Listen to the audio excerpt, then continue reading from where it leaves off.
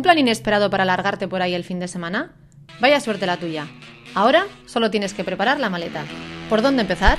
Lo primero, párate un momento a pensar. Dedicar 5 minutos a hacer una lista puede salvarte de desagradables olvidos. Ahora toca elegir una bolsa. Recuerda que te marchas un par de días y no 2 semanas. Si coges una maleta enorme vas a terminar llenándola, así que mejor elige algo pequeño.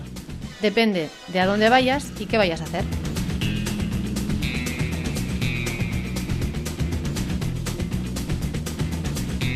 El plan influye no solo en la bolsa que elijas, sino en lo que vas a llevar dentro. Antes de empezar a meter ropa, conviene que mires el pronóstico del tiempo. Evitarás mojarte si llueve y cargar con ropa innecesaria. No olvides que son 2 días, ropa cómoda para el viaje y un repuesto. No necesitas mucho más. Un truco que nunca falla es llevar más partes de arriba. Pantalones y faldas pesan más y te los puedes poner varios días. Elige ropa casual que combine y que con el complemento adecuado, un pañuelo, un collar o un cinturón, hagan que cambie tu look. Y no olvides algo de abrigo para cuando refresque.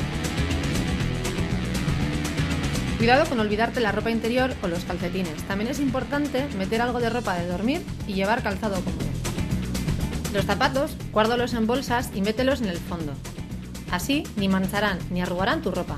Y mete también alguna bolsa de plástico vacía para separar la ropa sucia. En el neceser, mete lo básico y a ser posible en tamaño de viaje. Las muestras son geniales para un fin de semana.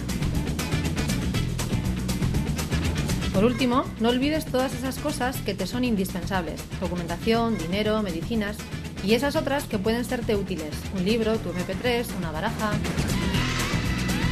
Y recuerda, en internet hay muchas páginas con información y trucos sobre viajes. Si tienes tiempo, consulta alguna.